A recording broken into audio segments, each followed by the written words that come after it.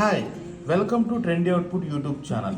Today I am going to try Yippee Korean Fairy Hot Style Noodles.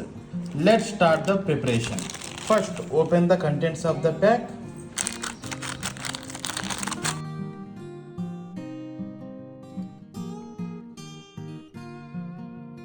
This pack contains noodles, dehydrated veggies packet, and Fairy Hot seasoning packet. Let's start the preparation. First, take a pan, boil 285 ml of water.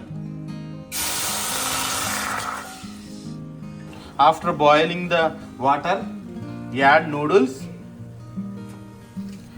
add dehydrated veggies, and add seasoning.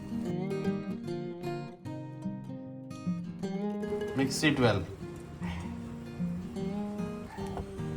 Cook for 5 minutes. Let's wait for 5 minutes. Cooking completed. Transfer into bowl and serve it.